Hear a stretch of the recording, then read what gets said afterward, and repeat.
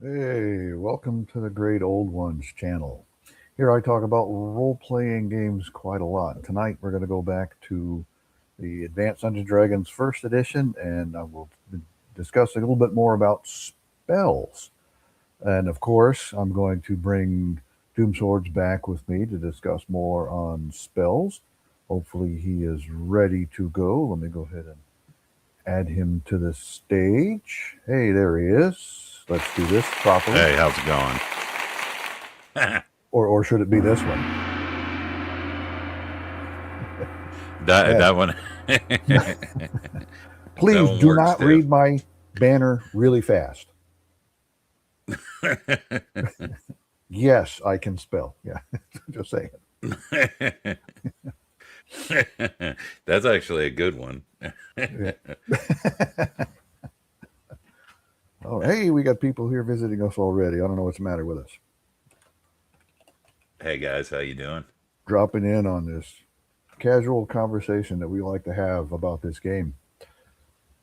I bet you a lot of them are asking the question, how come we talk so much about 3 books?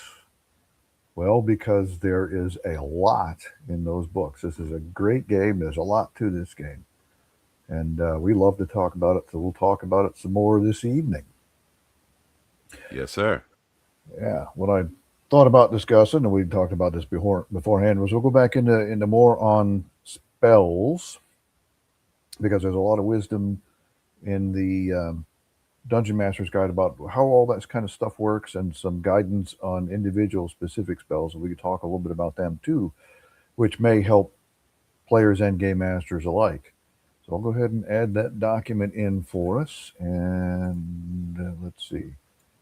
And remove other media streams. Okay, remove that one. Put that one. There we go.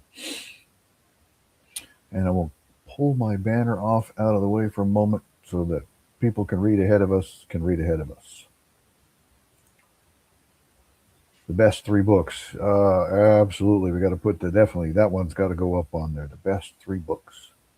While we're on a desert island and I could only have 3 books, those would be the 3. What if you could only choose one of those three? One of those 3. Hmm. You could get a lot done with just the Dungeon Master's Guide. You really could. You, you really could. I would have to agree with that Yeah. entirely. I mean, you've got the basics for descriptions of some monsters. Um, so Right. you could build out Some from that, and basics some for description of descriptions of some some spells. spells Yeah, and yeah. There's a little bit. Yeah, campaigning. Yeah, yeah. yeah. Let's see. Ooh, here's another one on here. We'll show that one. I'm hyped for tonight's show. I was especially able to replace Fiend Folio and DMG. It's awesome. Excellent. Um, I too have added to my orange spine collection. Speaking of which, I do believe Fiend Folio was the only one that didn't actually have an orange spine, if I remember Yeah, blue correctly. Yeah, spine. Yeah. yeah, What blue and white or blue and yellow? yeah, something along those lines, right? Um, but we'll stick mostly to talking about the original 3 books, and then best cover art of the. Ooh, what is the best cover art of the 3? Well, then if you're going to talk about best cover art of the 3, then you got to go back to the different versions of the first 3 books. The different versions, the Player's Handbook, the Monster Manual. Well, Monster Manual only had the one, and then they come out with the second look for the Monster Yeah, Manual, yeah, and then right. the Yeah, Dungeon they Master's did Guide. easily covers. Yeah, for all the orange spines, which to me was really interesting because getting a hold of, I can't remember which one it was, but getting a hold of one of them had, it might have been the monster manual. It was the orange spine monster manual, and I hadn't seen the non-orange spine monster manual. But you've got this glossy cover and production work and stuff like that, and then you open it up, and you've got this clearly dated, layout and typography within it, which I always thought was sort of a stark contrast, but it made it all the more interesting. Yeah, and uh, Tillian Tyrion here says Player's Handbook, and the John Collins says the original, and Tillian backs him up. Um, I can sort of agree with that. Player's Handbook all the way around. I like both covers. The first cover tells you a story of what's going on. If you look at the whole thing front to back, that's a bunch of adventurers adventuring on the first cover. And the second cover, just there's that you can almost see the animation of the wizard and the little pseudo dragon, I guess you could call it, flying around and stuff in there in the picture. You can almost it almost looks like it's actually moving when you look at it. That's an excellent cover, the easily cover, yeah. Yeah, it is really good. I would say that PHB for sure on the original cover. It's just DMG it has a cool cover and stuff, but it's nothing Right. like what's going on the PHB. And for the orange spine, I do like the PHB orange spine, but the DMG for me I really like. But I've looked at it so much. It's the wizard Right. opening. Basically the dungeon master sort of opening the. I don't know why I'm getting this damn phone call. Sorry. Opening the sort of the gates into the adventure or whatever. But I've looked at Right. it so much Yeah, that I realized exactly. It's there's an pushing issue away of there's an issue of perspective on the lock, and it bothers me when I look at it now, that okay. particular piece of artwork. So I try to avoid that specific part because it's almost like the doors are opening outward, but the lock is like it's still opening inward, and I try to Maybe avoid it's a that. broken lock. Well, it could be. It could be. It's about the party of adventurers. Yeah, exactly. Original cover is actually really, really good. It gives you the story.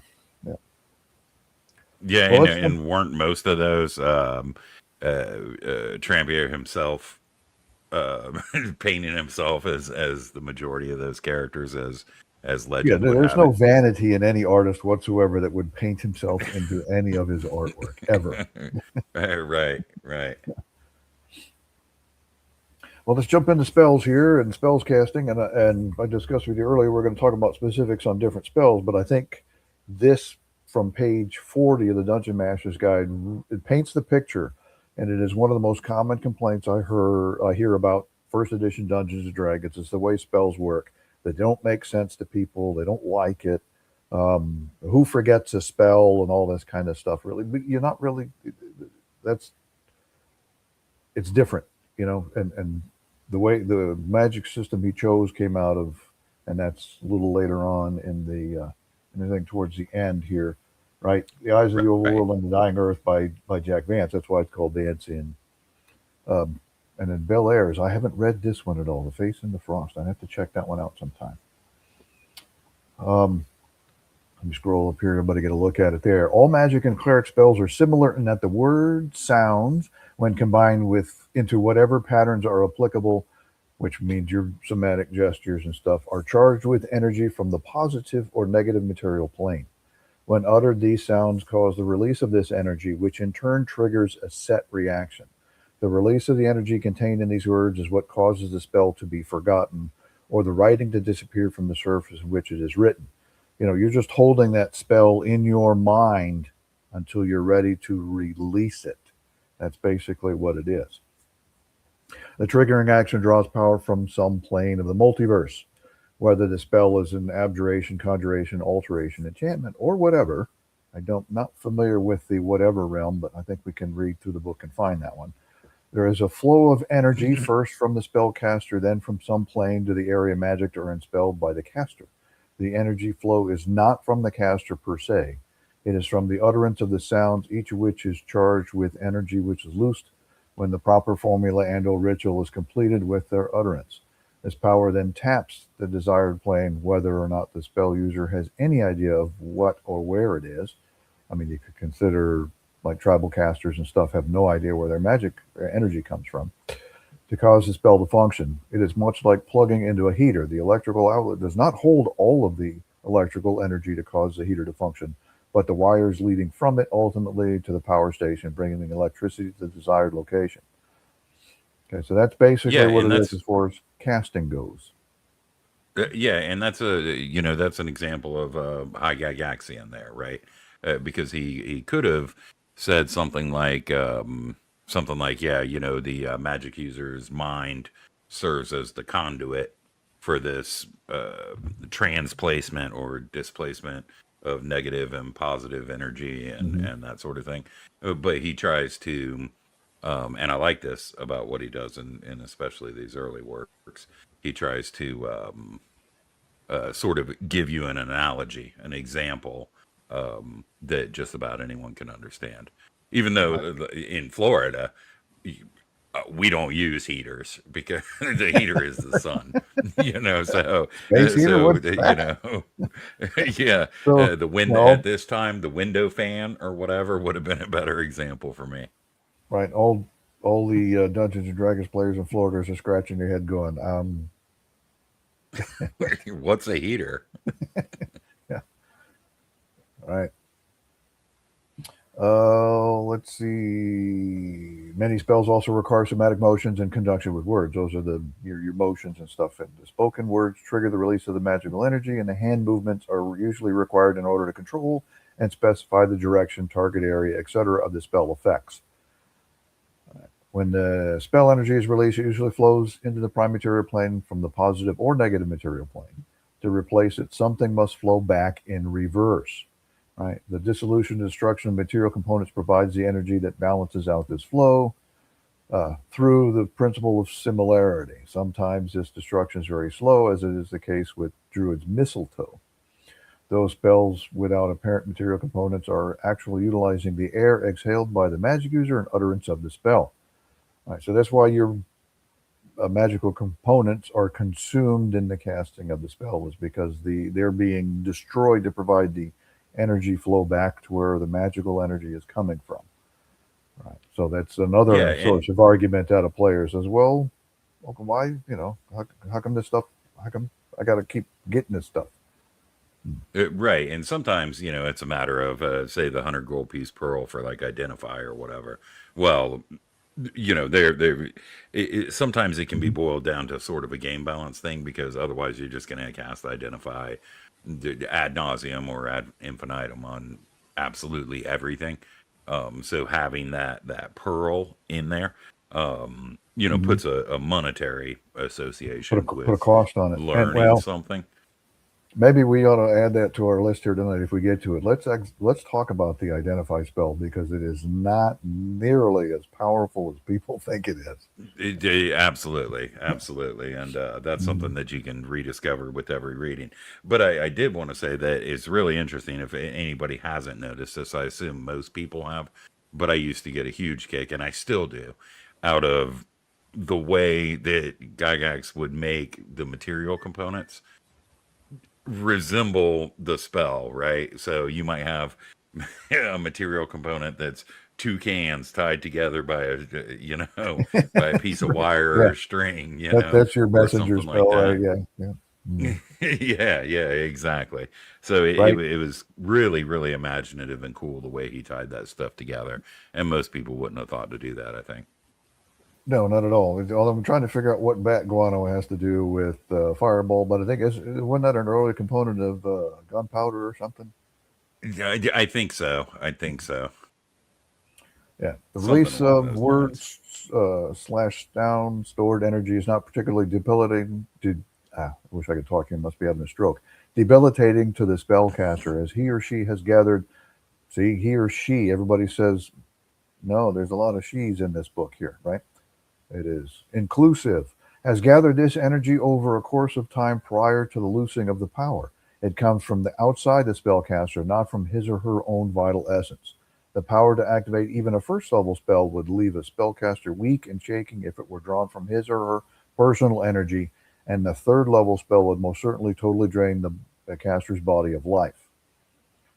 It's because of the amount of power and stuff that you're releasing, right? Because spells tap power from other planes, any improper casting is likely to cause the spell not to function. The heater is turned on, but you haven't plugged it in. Okay, not that that would explain anything to the Florida guys.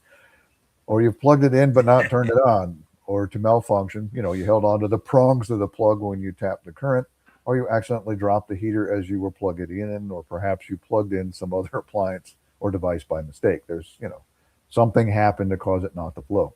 Such happenings are covered in the various chances for spell malfunction. If your players inquire as to how spells work or fail to do so, you can explain without difficulty the precepts of the AD&D magic systems. Right? That's what we just did right there. For the background reading, you can direct campaign participants' advances, the eyes of the overworld and the dying earth, as well as Bel Air's face in the frost. So those are some, your appendix and reading. Yeah, You right, understand? and Yeah. Go ahead. and that's why essentially it's called Vancian magic, Yep. right? Because it's generally derived from the works of Vance. Well, let's see if we can zoom in on this a little bit here. Whoops, I went the other direction.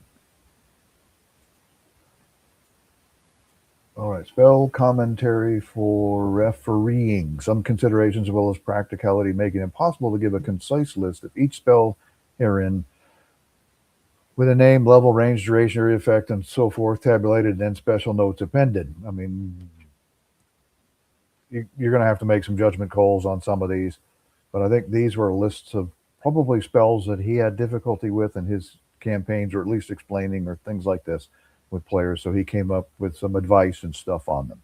This is by no means, just like any other part of the game, hard, fast rules. This is just some advice. Okay. Right, and of course the DMG came out last, so it was an Right. opportunity to go through in some cases and clarify. Make some adjustments and stuff. Right. Yeah. Playing aid of this sort will likely be done in the not too distant future. I'm not sure. I don't think they ever released anything specifically on spells with side by sides in them. Nope. There are, however, quite a number of special notes which you must be apprised of, as spells are often abused by the players. Yes, they are. Yes, they are. Type of magic is given a player's handbook in order that you may creatively develop material regarding spells, new spells, spell components, spell formulae, even limitations due to magical repression or other reasons. Certain types of spells in some areas. Like, let's go into the spell plague, which I think was probably, as far as I'm concerned, the dumbest idea ever to hit Dungeons and Dragons. Likewise, specialists can be developed as non-player characters, basing their abilities around the type of magic involved. In short, the type of magic involved in the casting of each spell is there to give you flexibility and foundation for creativity. Spell components for a spell are generally lost use when the spell is cast. Exceptions: holy, unholy symbols, druid's mistletoe, et al. Right, all of those sorts of things. Or if it's specifically stated in the spell itself, whether or not it's consumed. Right. Yeah, and I have This one here. I personally remember some. my father going through heck and high water getting me the DMG back in '79. Well, I've got a story on this one, if you don't mind me jumping in here on that. No, In sure. high school, my brothers and my sister played a little bit every now and then, and my mom and stepdad played with us, but all we had was a yard sale copy of basic D&D, the first 3-level book. So everything after 3rd level, we kind of faked it and made it up and all that kind of stuff when we were playing at home as kids. Then for Christmas, I think it was 11th grade when it was there. He knew a guy that worked for the I think it was Penguin in Canada. He worked at the distributor warehouse there, and so he went there to visit his friend there and got us all 3 of these books: First Edition, Player's Handbook, First Edition, Monster Manual, First Edition, Dungeon Master's Guide, for wholesale for all of us kids for Christmas. So that was our first ever Nice. purchase of any of this kind of stuff. So that was one of those things. When you're dealing with a bunch of kids, most of the money that my parents made went to feeding us. And if you've ever fed Yes. teenagers, you can Yes. certainly understand that. Yeah, But yeah, this I'm is good stuff. starting to do that now. Yes, and it's something else. Yeah. Let's see. First level spells. Let's cover. We're not going to read through all of them, but we can cover some of the sticky ones. Like one of the ones that's abused quite often: detect evil. Basically, the degree of evil: faint, moderate, strong, overwhelming, and its general nature. expectant, malignant, gloating, etc., can be noted. If evil is overwhelming the general bent, lawful, neutral, or chaotic, has a 10% chance per level of the cleric being detectable. An exception to this is player characters or that sort of thing. The basic races aren't to the level of evil that this spell will detect. This is for like supernatural evil, the monster evil, demons and devils and stuff of that nature, as I understand it. So we never played it that you could. I mean, we started it that way. Oh, you can detect evil, and that would show you the guy in the crowd who's the evil guy. That's not exactly what this spell was intended for or designed for, as to my understanding. Yeah, and I think that a little bit of common sense reading into it as well would sort of, you know, in order for somebody to detect as evil, they kind of, rather, whether it's faint, moderate, or extreme or whatever, you would kind of have to be, that person would kind of have to be in the process of thinking evil thoughts or undergoing evil actions. You know, so that's a area that, yeah, it's certainly abused, and I think these guidelines are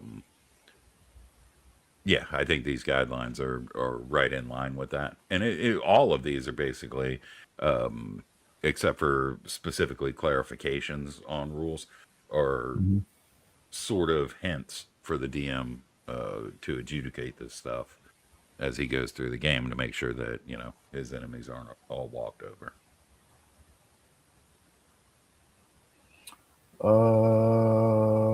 Let's see. And here's another one I like, and I think this is actually not necessarily an abuse, but an actually good use of the light spell. It should be noted that if this spell is cast upon the visage or before the visual organs of a creature, it will tend to blind it, rather as if a strong light were placed before its eyes. And its attacks and defenses will be at -4 on to hit saving throws and even armor class. Note that the spell is not mobile, although it can be cast upon a movable or mobile object or creature. And if they make their saving throw, basically it appears, you know, somewhere other than right in front of its eyes, like behind it or something like that. Right, and it does. It falls right behind it. As I recall, the what's interesting is that we don't really have a list of conditions and effects and all that kind of stuff in the first three books. You kind of have to piece it together in a table of what, you know, attack bonuses and uh, penalties and all that stuff are for the various conditions that are sort of mentioned offhand throughout the book. Is sort of a piecemeal exercise. But what's really interesting about the light in this case is that it gives you sort of sort of the idea of what it means to be blind, right? So if you're blinded in this game, future games of course have blinded condition Mm-hmm. and what that all does, and I find it really interesting in the light spell that it's attacks, saving throws, and armor class, right? So if you're blinded, you have a -4 to attack, your armor class is 4 places worse, and your saving throws are 4 worse.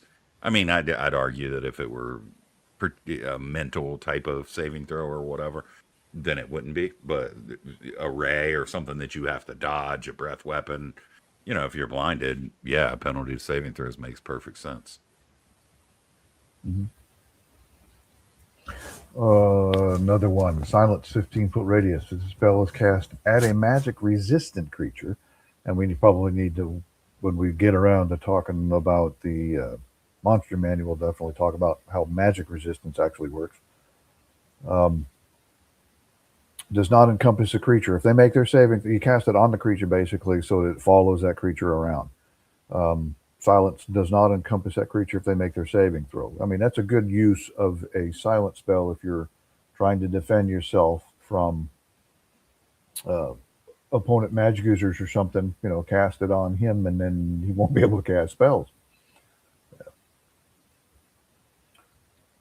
Let's see. Snake Charm. Spell will be effective against any Ophidian or Ophidianoid Finny. monster such as a Naga and Yeah. Coatl. Nice, right?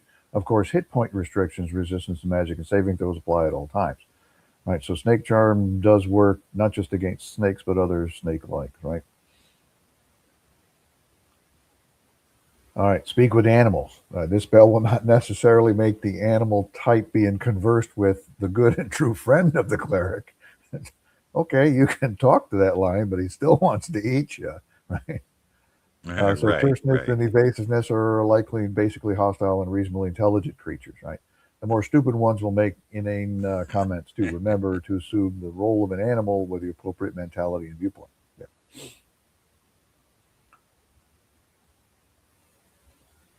Hey, oh, Yang is here.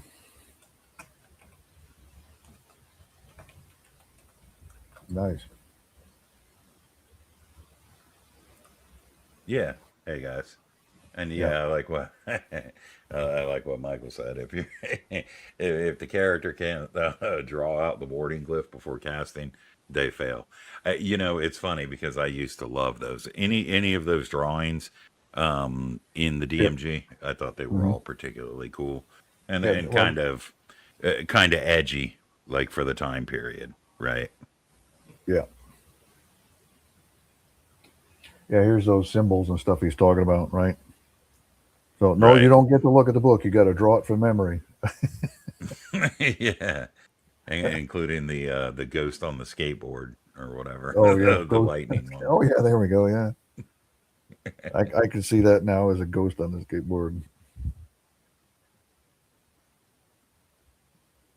Um, before we cover those, let's go up here a little bit there. Animate dead. It is, of course, possible to animate skeletons or corpses of demi-human and humanoid, as well as human sort, right? So it doesn't work on monsters or anything like that. Creatures with more than a basic one hit die or one plus hit die are so animated. The number of such skeletons or zombies will be determined in hit dice rather than total numbers. Thus a cleric of sixth level could animate six skeletons of human or humanoid sort, which in life had less than two hit dice, three such undead which in life had less than three, but two or more, or a single undead which had six but less than seven hit dice. Yeah, for each additional hit die, the skeleton or zombie will gain another die. Thus, the animated skeleton of a fire giant at an 11 hit die monster is 10 over the norm for a skeleton normally animated, so it would have 1 plus 10 hit dice, 11d8. Likewise, a fire giant zombie would have 10 hit dice over and above the sort of creature typically made into a zombie, so it would have 2 plus 10 hit dice, or 12d8. Um, this does not enable a cleric to make skeletons or zombies of characters of second or higher level have more hit dice. Such undead are simple human skeletons or zombies with one or two hit dice, nothing more. Right. So that's basically the creature type, right? Just because Buddy Joe fell over dead in battle, but he was a 10th level fighter, doesn't mean I bring him back as a 10 hit die zombie. Right, right. His bones and size and all of that stuff aren't commensurate with, the size of the creatures that we're talking about here. Right. Right.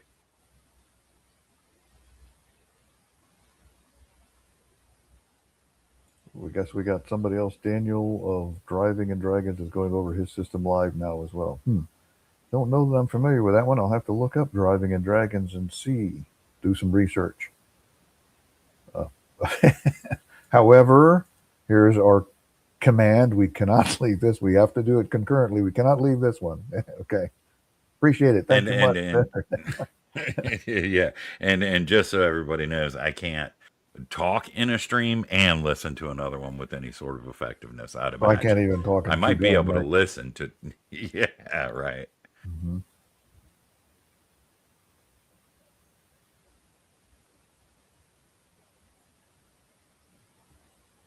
Yeah, let's see. Continue light, same as light. Um, Cure blindness, right? We want to note will not restore lost visual organs, whether such causes due to injury or disease. Just like if a magical effect or something like this caused the blindness, it's one thing. But if you've destroyed the creature's eyes or whatever, cure blindness doesn't bring that back. That would have to be a regenerate or something. Right. But Dispel dispel magic if this, magic. but Yeah. yeah, it certainly will have its effect of causing it to be non-operational for 1 round thereafter if the item does not make a saving throw. There's an item saving throw in the Dungeon Master's Guide there with the other saving throws. If the item is not in possession of any creature, then the item gets no saving throw and is non-operational for 1 round. Note that artifacts and relics are not subject to this effect. They are super powerful magic items that are over and above what the ordinary dispel magic could affect. Any dispel Right, and magic that's spell why. must have cast Sorry. directly at the object, not anything or anyone else, to be so effective. Yeah, and that demonstrates sort of the importance of this particular section of the DMG. They all have importance, generally speaking, in the DMG, all the sections. But you would know from nowhere else that dispel magic would make a magic item non-operational for a round, unless you read this specific paragraph. And it kind Right. of makes sense. It's sort of If you like didn't have this enchanting book, an you weren't item, reading but it. without the permanency. Right. Yeah, if you didn't have this book, you weren't reading it. You would just say, okay, well, now you've just destroyed that +1 sword, and that's not what that dispel magic was intended for, right? And here's those Right, or glyphs you of may even warding. say it has no effect, you know? Yeah. Here's a glyph of warding. If a cleric is on hand and determine that a glyph of warding is certainly in existence, usually you find out glyphs of wardings when you see them and trigger their effects. Right. Yes, Yang, exactly. It only moves the magic for a round. Right. And then it comes back. There's some runes. These are suggested glyphs or whatever, but if you wanted to, you'd come up with your own designs or whatever it is. Make it all yours, right? As a text trap spell, we'll see the form of the glyph. A cleric might believe he or she knows the name of the glyph and pass from experience and try to bypass it, possibly with success. Right. So these are useful things to, combining knowledge of the glyphs and then your find trap spell and stuff and being able to sort that stuff out. Let's see. What else could we come up with over here? Down to the more cleric spells. Locate object. This is another one that's pretty much abused quite often too. The spell not will enable a caster to find a general class of object unless the form is nearly the same as that of the majority of others in its class. If anybody's seen a book of arms and armament, there are as many different styles of maces as you can possibly imagine. Locate object. Locate this mace. What does it look like? Yeah, I mean, how was it designed and all that kind of stuff.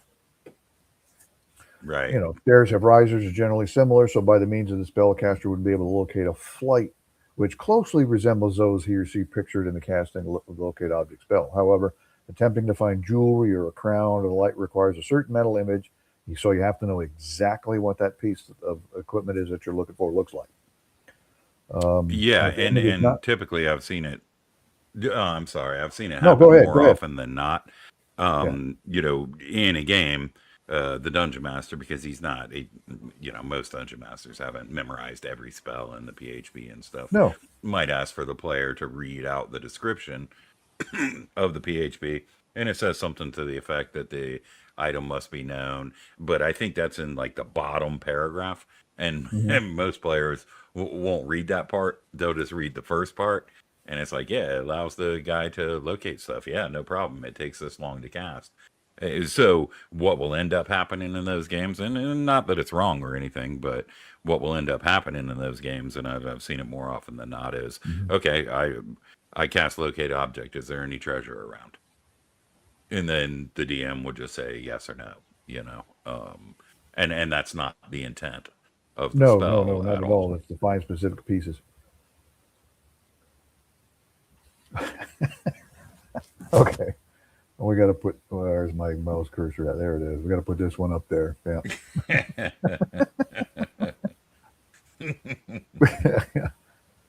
Gary loved his pole arms. Yes, he did. Sure did. Prayer. Prayer is abused quite a lot too, because in here, like it says in here, prayer spell is uttered while another cleric of the same deity is chanting. The effect of the two spells are cumulative. Otherwise, If there's two different deities, the more powerful one, whatever, would take effect over the lesser. You get one or the other, not Right. both, unless both clerics that are doing the chanting and doing the prayer have the same deity. Yeah. Speak with Dead. Yeah. Now, this has got to be the funniest part of the Dungeons and Dragons movie. I thought that was absolutely hilarious. Spell is subject to abuse to too liberal DMing. When the cleric asks questions, follow these rules. Give the answers which are brief. Take all questions absolutely literally, right? And be as evasive as possible. The question creature as was not friendly to the character. You just killed something. It's not going to be happy answering your question. Right. It's not Yeah, like not, you can't speak with Dead, and then all of a sudden you get all the answers that it's you expect. Right. yeah, it's not your buddy. Yeah, Because yeah, it's not your buddy at all. You know. right. Detect lie does not reveal the truth, nor will it necessarily reveal evasions of the truth. It just empowers to detect a lie. Said something not factually correct. Omission, that's not a lie, really, as far as the spell goes. Right. Let's see. What else do we find that's quest? Quest isn't something that's used very often at all.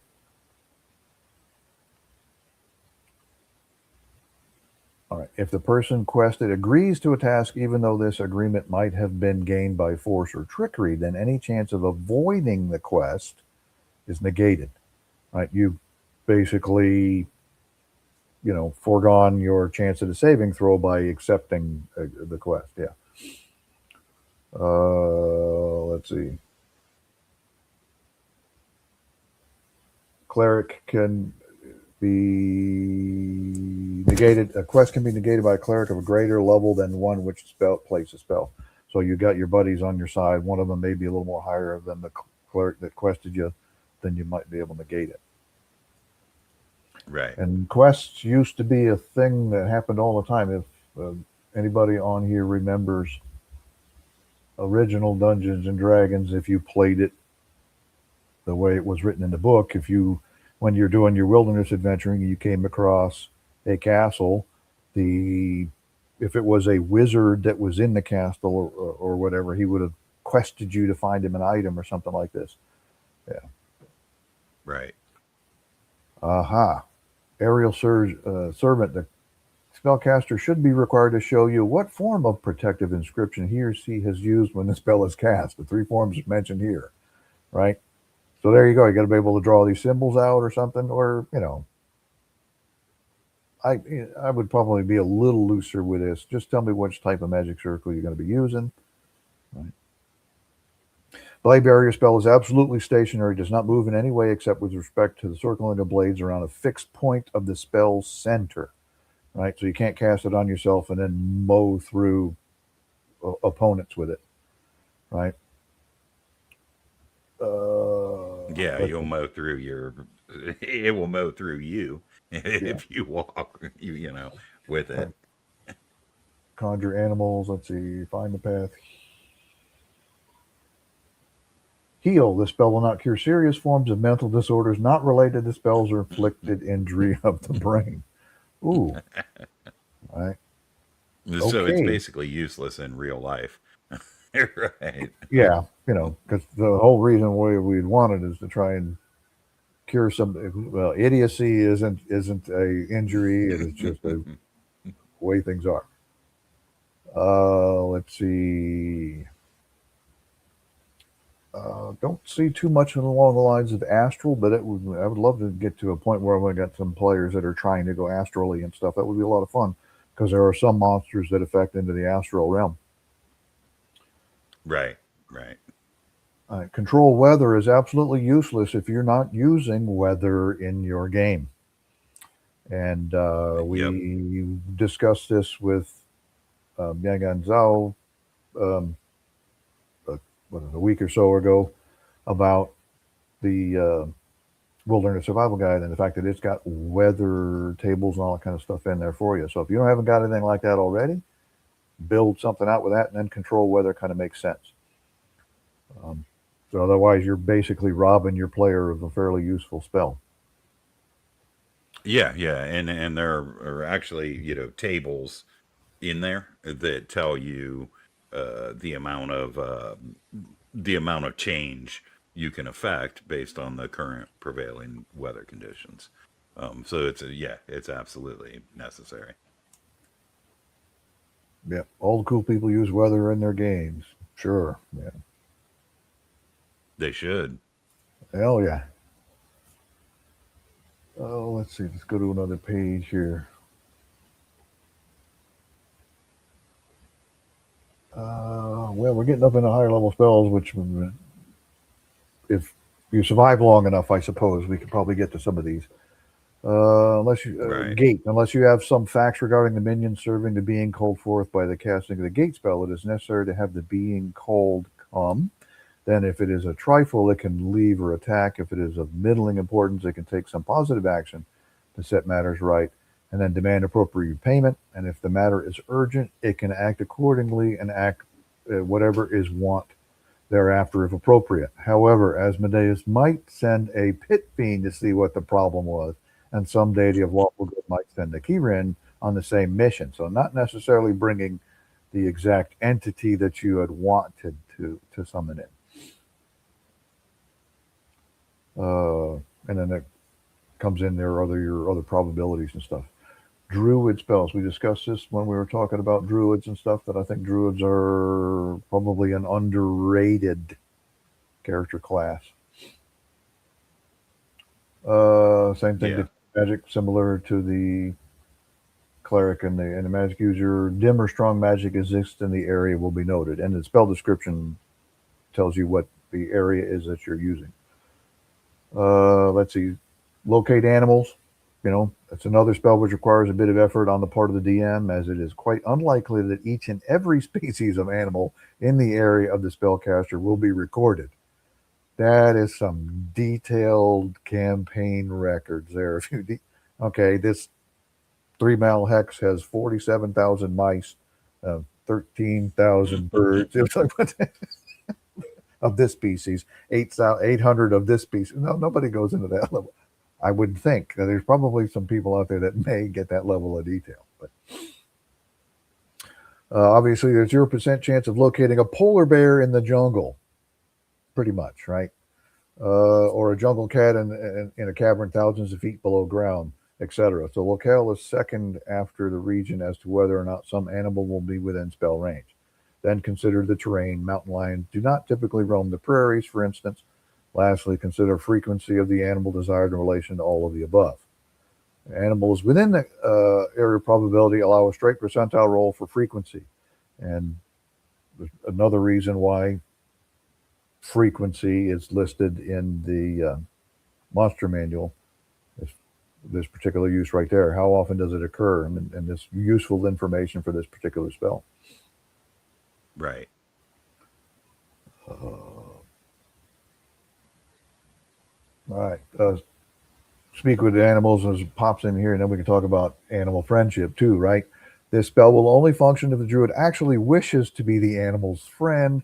If the druid has ulterior motives, the animal will always sense it.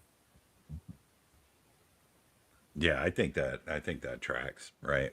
Sure. Yeah, how many times have you had your dog or whatever pet, um, like everybody or hate everybody as the case may be, like everybody but barks Mhm. at that one person, or Yeah.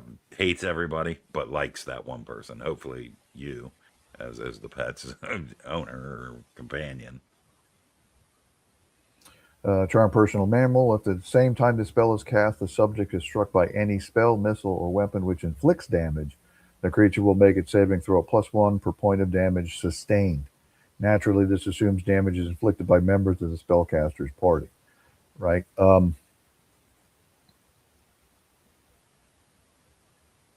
you, if you have players who are in the habit of, charming persons or mammals or anything like this, um, and another, because remember when we talked about combat and timing and stuff like this, there's a lot of timing and stuff going on. And just because your spellcaster is casting a spell doesn't necessarily mean that one of your allies, his arrow didn't connect with them at the same time, and this is how you could rule them on that particular instance. Charmed creatures or persons' priorities are changed as regards to the spellcaster, whether charmed one's basic personality and alignment are not. The spell does not enslave person or mammal. Right. As a request that the charmee makes itself defenseless, that he or she be required to give up a valued item or cast a valuable spell. These things are contrary to what its general nature is going to be.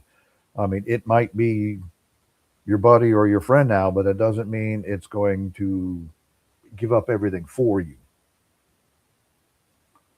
Right, and that goes for all charm. I mean, too often, again, I don't want to like criticize DMs and stuff like that, but too often, you cast a charm person and it's successful, and then that guy is basically your thrall, right? Whereas That's not really it should be, yeah, the creature, the intent is the spirit of the rule is that he will react as favorably as possible to your request. to Right. your request. Yeah, the spellcaster's Yeah. request. He may still Right. want to kill all your party members, but Right. Right. create water. I see this happen all the time. It is not possible to create water within living material, i.e., it is not possible to cast a spell upon a creature and create liquid in any part of its body. You can apply that to other types of spells too. Like, okay, he just ingested, a chicken. Let's animate that chicken while it's inside him. No, it doesn't work that way. Yeah. Right. Right. I've never actually seen feign death used. The recipient of this dwemer consumes an air at 1/100th of the normal rate. Any poison within the system of the spell recipient is effectively slowed as to cause no harm whatsoever for the duration of the spell.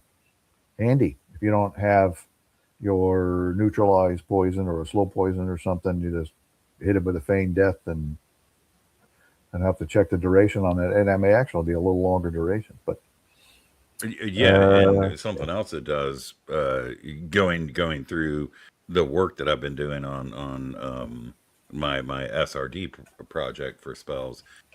Feign Death is actually an excellent spell. A lot of it's just buried into a really dense paragraph, but it reduces damage of all types.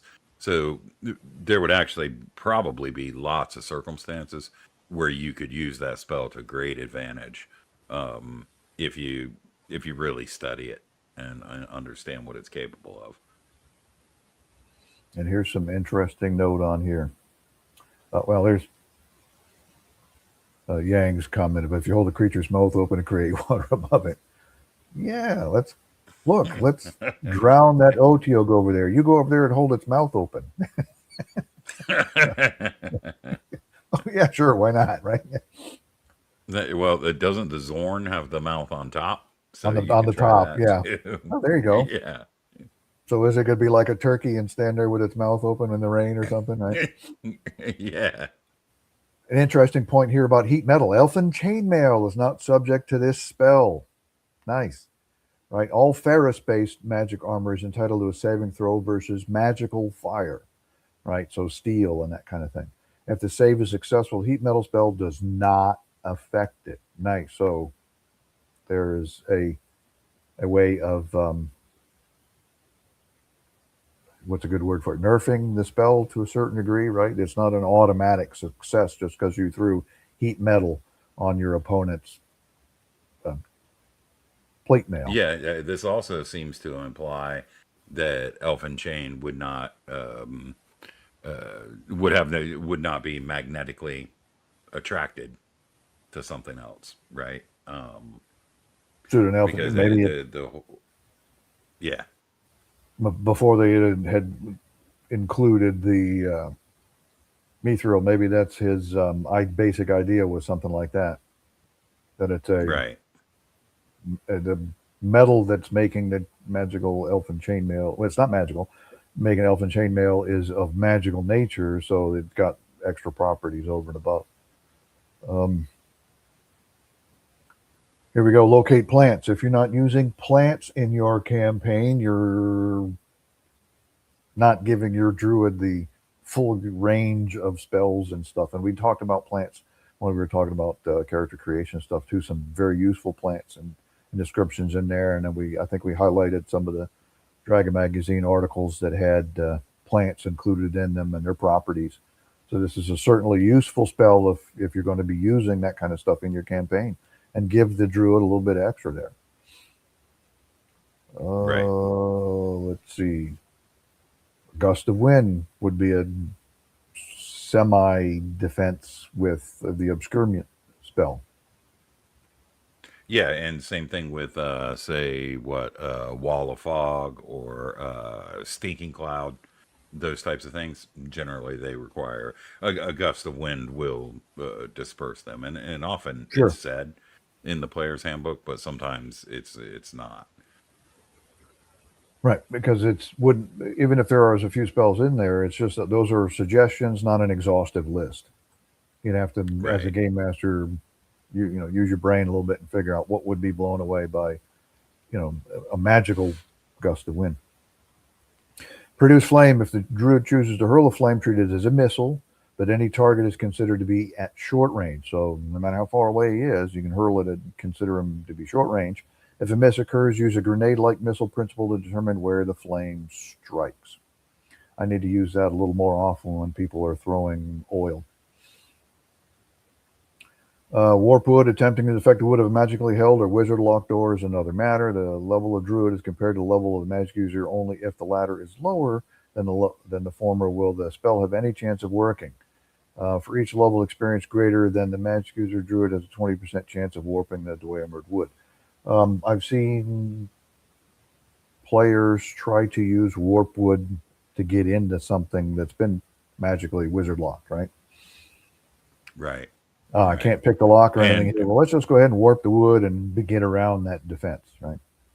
yeah, and it should be noted that you can warp the wood provided you have the area of effect capability or whatever, which scales by level. You can explicitly in the player's handbook warp the wood of say a magical spear or something like that. Sure, But that's because that's an enchanted item that's been permanencyed, for lack of a real word. Whereas this is something that you can directly work against. You know, because the wizard lock or the magically held door has a caster level associated with whoever sure. placed the magic. What I'm looking at this one, what I'm imagining in my brain when I'm reading through this is Conan the Destroyer when you got the wizards competing over closing the gate and stuff, right? That's That's what exactly I what I see was happening thinking. here with this kind of thing. Yeah. Right. Let's see. Where's my mouse? There it is. Call lightning. Here we've gotten to it now for you here, Killian. If a djinn or air elemental is on hand to form a whirlwind, the druid is able to summon half-strength lightning strokes therefrom. Nice. Yeah, that's Of awesome. If course, you're in a dungeon, yeah, of course, the djinn or air you get an elemental air has got to be elemental on or a your djinn. side. Yeah, Yeah, yeah, that's probably the prerequisite. yeah. Let's see. Summon insects is another fun one that players like to use, and is actually pretty useful.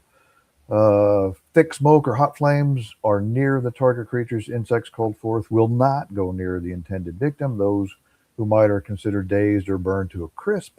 The spell thus fails. Likewise, if the victim steps into such an area, all insects are gone in that instant, so the next round may act normally. Right? It's basically you're summoning normal bugs, and they're going to react normally to smoke and fire. Yeah. Right. Tree. Note that the druid can appear as a conifer bush, etc. The armor class of such a plant is that of the druid, and the hit points are likewise those of the druid. It's a nice, useful hiding type spell. Animal summoning. There's Yeah. some good stuff there on animal summoning.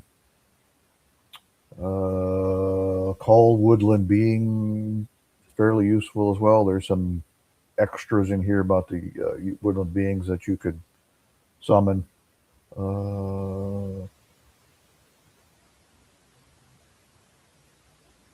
Hallucinatory Forest. I love that spell from the standpoint of hiding a small army or something when you're moving through. Touching the illusory growth will neither inform the individual as to its nature nor will it affect the magic. The illusion is much by feel as it is just visually for you as well. Yeah, yeah, it's Transmute. like all illusions, right? It's going to require the player explicitly saying, and hopefully having a reason for saying, I disbelieve, the nature of this magic and Yeah, I suspect mean, that it's an illusion. you're gonna walk through the forest? Who's going to disbelieve a few extra trees? Right, right. Transmute rock to mud. I've seen this used before. Rate of sinking is 1 foot per segment, i.e., 1 foot per 6 seconds, or 10 feet per minute. Year round. Brush thrown upon the surface will stop sinking if creature is able to climb atop it. Use discretion as to the amount of brush and the weight of the creatures. Right here, I'm just going to toss in my handful of sagebrush and Yeah. expect my horse to be able to get on top of it. Of course, now we're going to go Right, back to right. that. What is that never-ending story? Whatever the movie was. Yeah. Yeah, that was it. Ropes can be used to pull creatures out of the mire, assuming that sufficient power is available. 1 man, 10 men per horse, or vice versa, whatever. Um, so basically, you're not creating mud; you're creating quicksand, which actually really doesn't exist in nature. But this is a magic game with magic spells and stuff, so you can create what you want, right? Here's another one that is abused quite often. Wall of Fire. It is not possible for the spellcaster to move at all and maintain concentration on a wall of fire. This kind of came up a little bit. The question was asked about concentration mechanics in first edition Dungeons and Dragons in the Tuesday night game the other day. While there is no quote unquote concentration mechanic, there are some rules as far as that kind of stuff goes in some of these spell descriptions, and here's one. It is not possible for the spellcaster to move at all and maintain concentration on the wall of fire. You cast it, you're standing there for the duration or until you want to let it go. Yeah, and I take that further to mean that anytime a spell explicitly calls out that the caster must maintain concentration on it, that movement's a no go. You know. Sure. Where are we at here? Anti-magic shell, anti-animal shell, right? This shell is non-mobile. Humans, even though able to use magic, are non-magical, as are dwarves, etc. Right? That's magical creatures, just magical in nature, not the fact that they can use it. Let's see. Turn wood. Even magical weapons with wooden sections will be turned. Um, an anti-magic shell will protect from this spell, and a dispel magic will have normal chances of wiping out its effects. All right, Wall of Thorns, your dexterity bonus to armor class is not considered in this case if Wall of Fire results from burning of the thorns. The side towards the druid will be the non-harmful one. Right. It's like putting up the nice side of the wooden fence towards Right. your neighbor's property. Right. Do you like your neighbor? uh, Yeah. right. Conjure Earth Elemental, as noted regarding fire elementals, a holy/unholy word will send the creature back to its own plane. Right. So there's a way of getting rid of monsters that have been conjured. Let's see. Right. Reverse Firestorm. The reverse fire quench will cause flame tongue, a flaming sword, to be extinguished unless it makes a successful saving throw versus a crushing blow.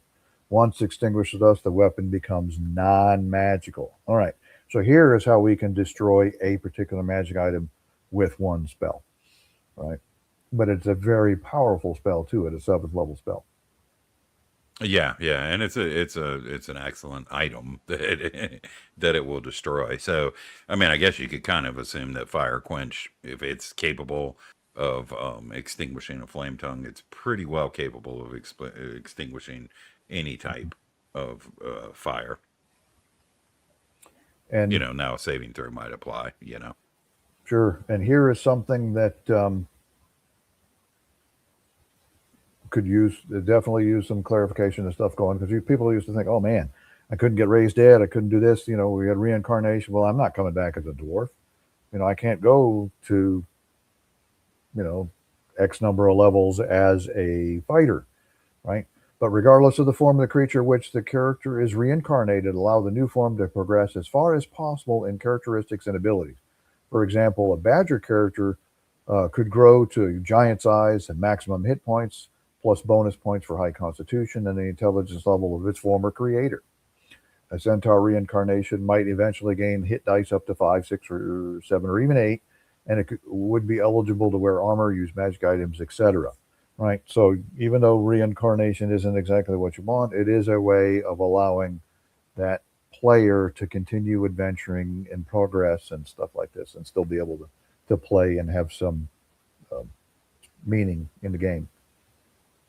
Yeah, yeah, and it ties into something we've discussed before. I can't remember exactly when, but Gaiax himself wasn't necessarily adverse to characters being monstrous races or whatever, Sure, right. as much as he was, DM adjudication and make sure that it's properly penalized. Yeah, So they not should be of necessarily encouraged. appropriate power related to all the other player characters and stuff like this. Exactly. Right. We already talked about charm person, right? Comprehend languages, and then the reverse confuse languages. You could make scrolls unreadable, and but then you'd have to understand that they were made unreasonable by a confused language spell. You wouldn't necessarily know Right. that. But you could do that on your own stuff so that if they were captured or stolen or whatever, they would be useless. Yeah. Let's see. Detect magic. Now, the magic user's detect magic spell is different than the cleric or the druid, whereas not only did they detect the intensity of the magic, there's also a 10% chance per level of the caster that the type can be found as well. Although if a dual type, the detection percentage applies to both and must be rolled for separately. I've had a lot of player characters, detect magic and stuff like this, trying to figure out what is enchanting that magic item, what is enchanting the door to figure out what spells and stuff that are applied on it. Now, one of the tougher things is being able to enchant weapons and stuff like this. What types of magic are part of it? And there's where the dungeon master's got to kind of get a little creative with it sometimes. At the very least, it's an enchantment and maybe a transmutation spell, right? Right. Right. Enlarge. This is going to be fun to play, right? All garments and Yeah, that's a equipment good worn one. by a subject of this spell should be considered to be automatically dropped. So you don't turn into Hulk and burst through all your clothing, make them useless, right? If automatically drop if held by straps or fasteners, otherwise to split away during growth, so it is not possible to squeeze someone to death in their armor. Here's where it's used, right? By means of an enlarge.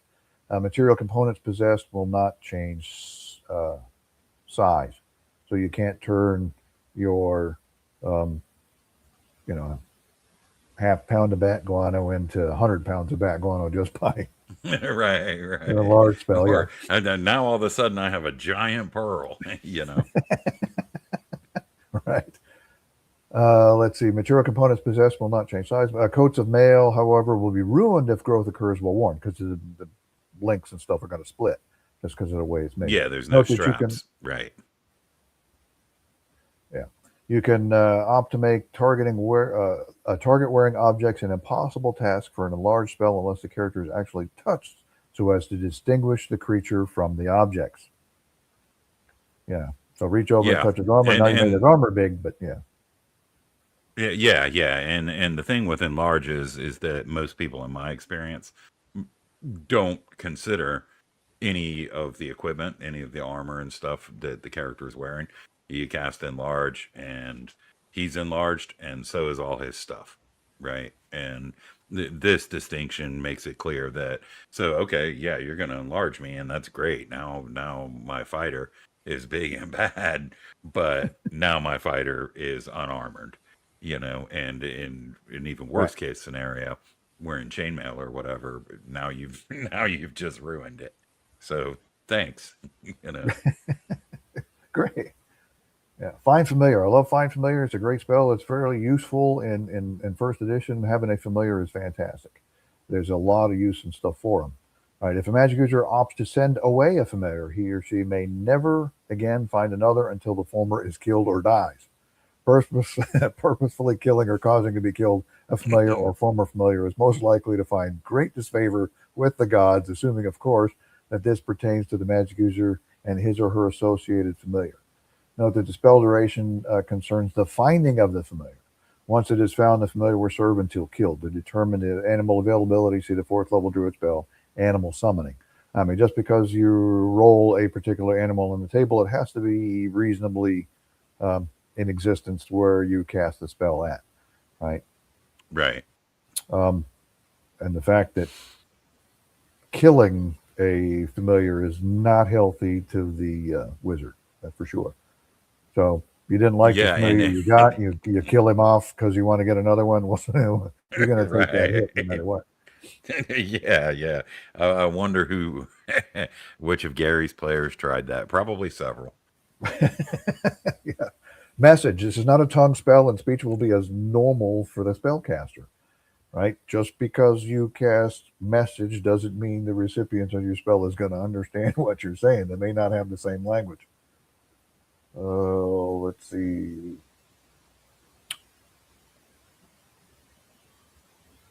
All right. Sleep. Here's another one too. Unless a single creature is designated as the target of a sleep spell in a mixed group, the sleep spell will first affect the lowest level hit dice of targets. Right. So if you wanted to target the boss of that group of monsters, their leader or whatever, when you cast a spell, you better let your dungeon master know that I'm only targeting him, not the rest of his minions. Right.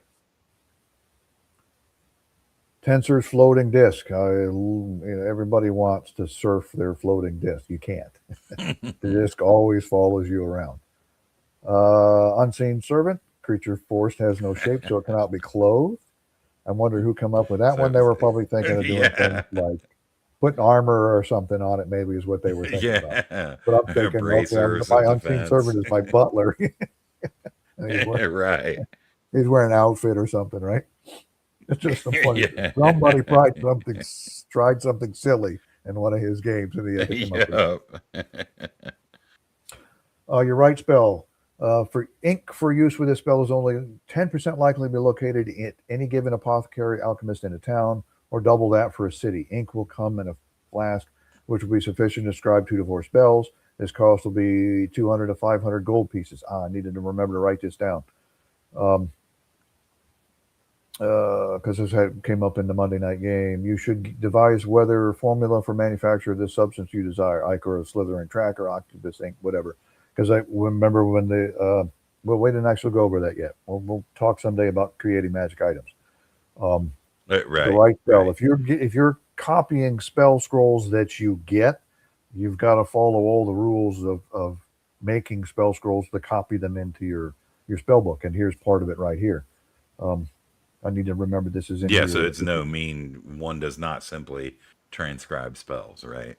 Yeah, grab that piece of charcoal out of the fire. I'm going to write this spell down in my book, right? Right. Invisibility is already covered. We probably talk at length about invisibility and stuff like this when we talk about adjudicating games. Let's see. Rope trick. Rope trick is fantastically useful. I don't know why people don't use it more often. Those climbing the rope and gaining the safety of the extra dimensional space are able to see out of it clearly, as if they were observing through a window of about 3 foot width by 5 foot height. Those outside cannot see in. Right, and that's there's some specifics on that rope trick spell. What's that? Yeah. It's an excellent subterfuge, reconnaissance, protection type of spell in general. We got beat up pretty bad in this fight. He's chasing us. Yeah. Stinking Cloud, we covered that where we talked a little bit about it when we talked about Gust of Wind spell. Web. Right. This also came up in the Tuesday night game. This spell is cast without 2 firm anchoring places. 2 creatures are not firm anchoring places. The webs will collapse and entangle themselves, effectively negating the spell. That's Gary's wisdom here. I'll let the dungeon master decide what it is. Just making a sticky mass on the ground may be enough to slow pursuit or something down, right? Right. Wizard lock. Caster can always pass through his or her own wizard lock portal freely. It's hardly useful. I lock myself out of my own room, right? Yeah. Let's see. Lightning bolt. Note that the physical damage is not exceptional, so that if a solid wall is struck, the bolt effectively rebounds its full remaining distance. I've seen players use this to great effect. If it strikes a barrier which is shattered, broken through by force of the stroke, then the bolt continues beyond. So I've seen them bounce it off dungeon walls. Perfect. I think it's an excellent use of it. But you can't bounce it off the door because it's going to shatter the door. Right, and don't bounce it on yourself. But yeah, you could think about it like the old Gauntlet video game, right? The Red Wizard Yeah, now has reflective shots, and you could aim them and they'd bounce off the wall at angles or whatever. right. That's one of the best uses of the graph paper and miniatures on the table is get your ruler Yes, out. sir. Angle of incidence equals angle of reflection. I'm sorry, we got to use physics in Dungeons and Dragons. What am I thinking? Yeah. Yeah. Charm monster is needful to point out that this spell does not suddenly empower the caster, his or her associated characters, or with any special means. Let's see where we'd at here of communication. Just because you can charm it doesn't mean you can talk to it. Caster is unable to convey to the charm creature his or her instructions, then the monster will simply refrain from harming the spellcaster and the others in the area. If any, the spell will be subject to its intentions, hostile or otherwise, right? So, all right, I'm not going to mess with a magic user, but I'm still going to go after your buddy over here. All right, similar to charm person spell, if damage is Right. inflicted on the charmee, we get the +1 for the save. Yeah. Dig, right? I'm going to let cat out of the bag here a little bit. This spell will inflict 5 to 20 hit points of damage cast upon a clay golem. It's not in the dig spell in the player's handbook. It is right here in the Dungeon Master's Right. Guide. Yeah, and I like clay golems. Yeah, they're cool. Let's see. Extension. We remember that must be cast after the spell to be extended, whether by another spell user in the same round or the initial spell caster or another immediately preceding the cast of the extension. If a round elapses, the extension goes for naught. So here, where when we talked about initiative and round timing and stuff like this, here's where spell timing and when things go off in which particular part of the phases is pretty important for this particular spell.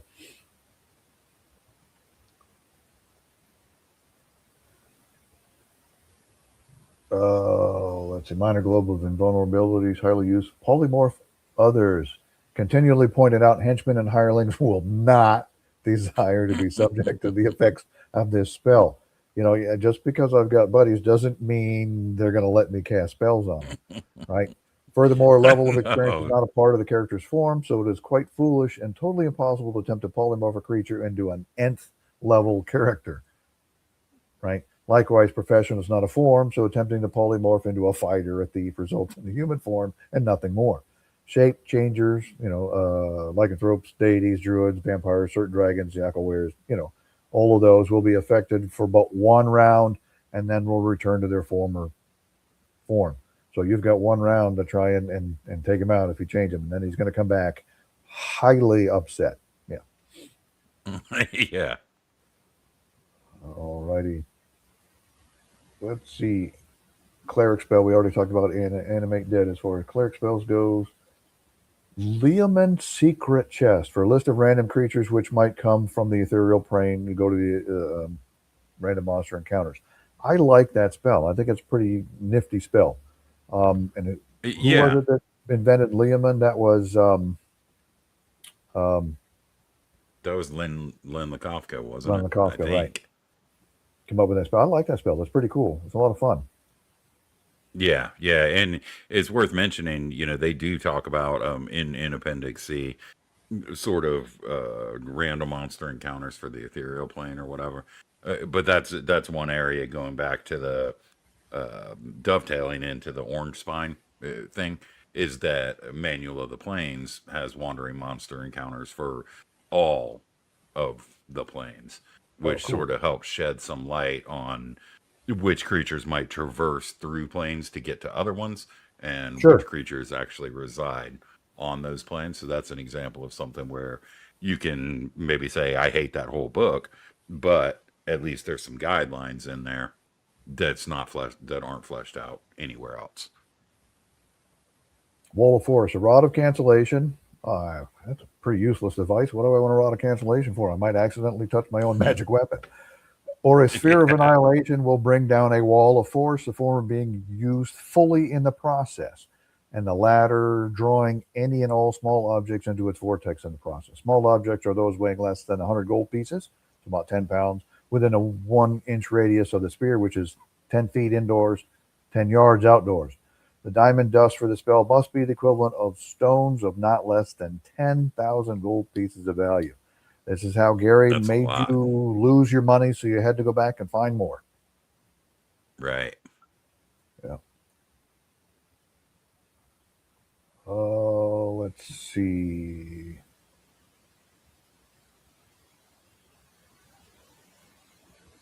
Anti-magic spell, a shell, right? Must be pointed out the creatures on their own plane are normal creatures. So this spell cast upon the elemental plane of fire, for example, would hedge out none of the creatures of that plane. Right. Yeah. Well, oh man, I can do. We can go there because we can. No, sorry, they're normal on their own plane.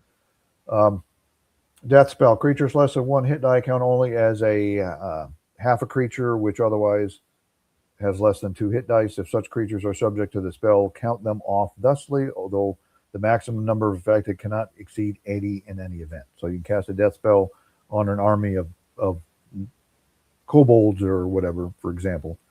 Um, but your still limit is still going to be 80. Oh, let's see.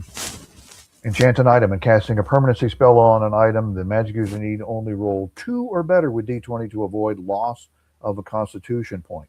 Enchanting items can be pretty tough on magic users. Formulae for magic items are suggested under fabrication magic items, and we'll talk about that sometime too. Right. Oh, let's see. Spirit rack, only one specially illuminated vellum sheet may be prepared by the magic user and be in his or her possession and or control at the same time.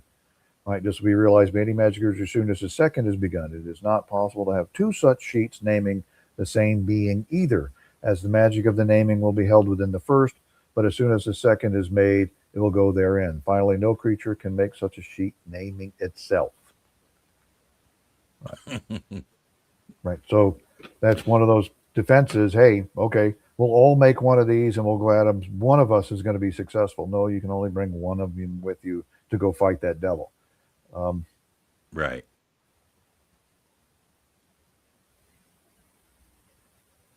Stone to flesh. If casting this spell upon a stone block, the magic user can cause the area of effect to be cylindrical if so desired, so a passage can thus be made.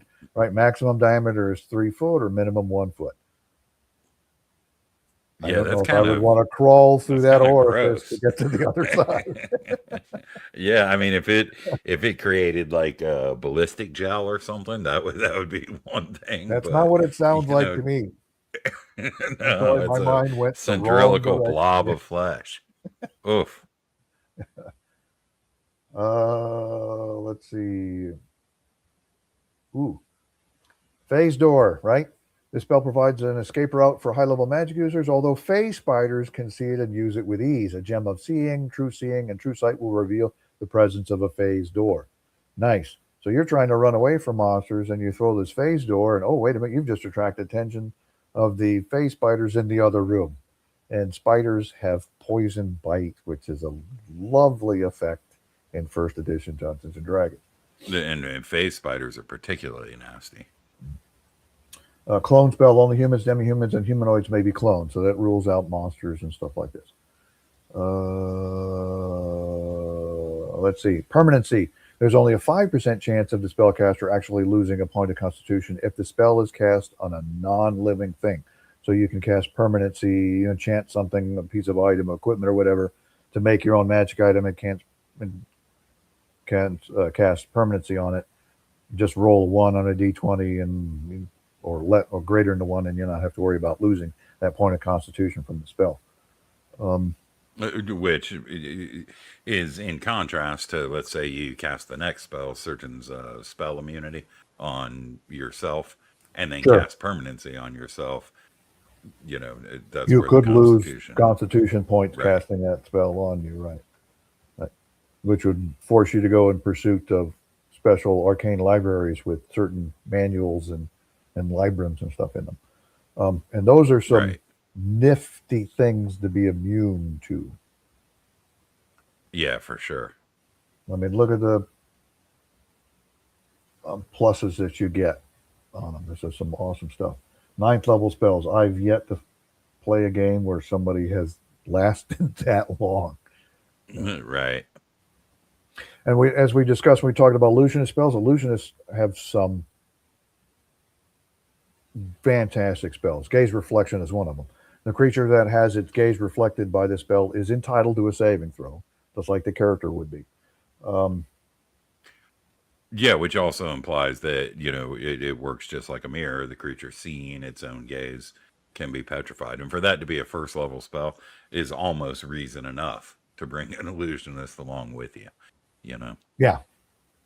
Detect magic. Illusionists detect magic is similar to the cleric, and your druids detect magic, not the magic users, where it doesn't give you the school or type of magic, only the fact that it is there. Ooh.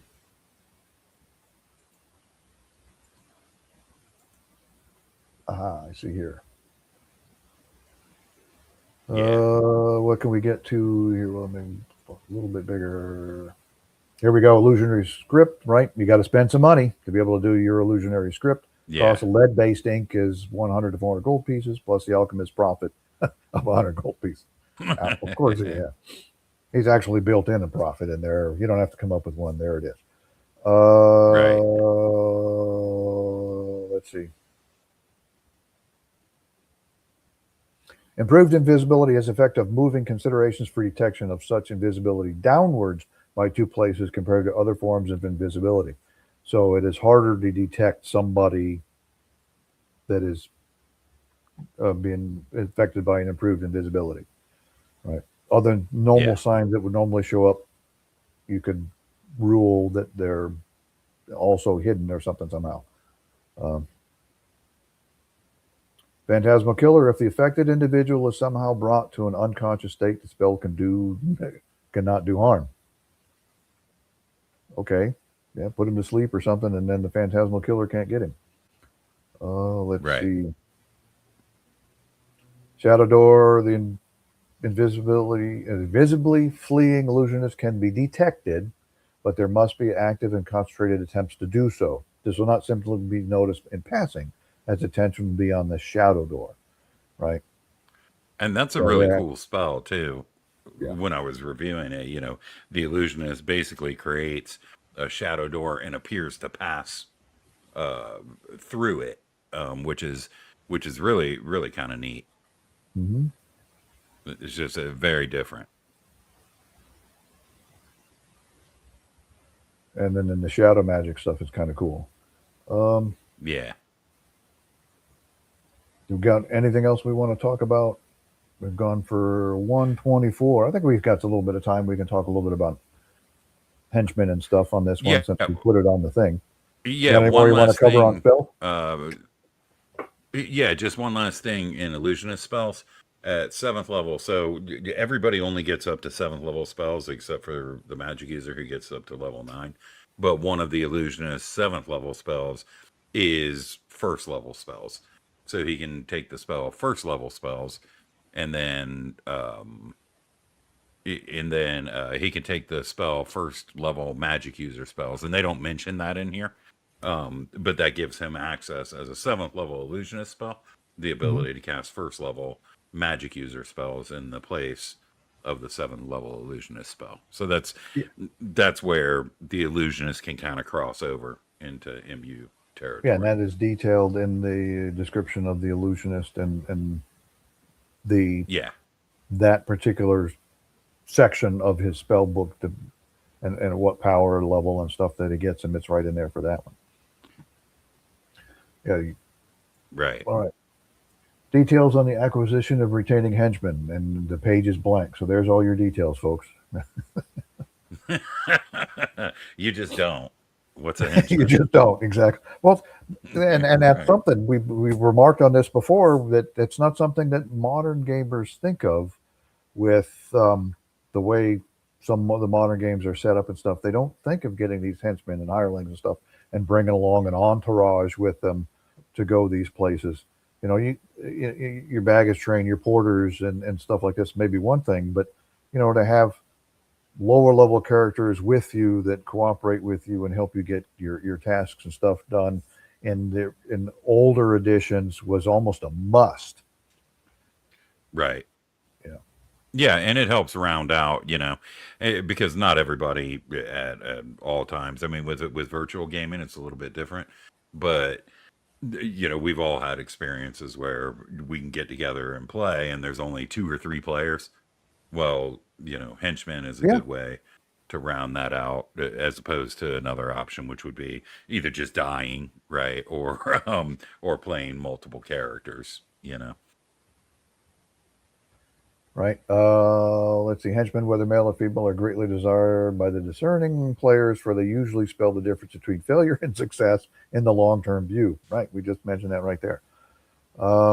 They are useful in individual adventures as a safety measure against machinations of rival player characters, provide strength to the character, his or her stronghold, and lastly serve as a means of adventuring when the player character is unable to.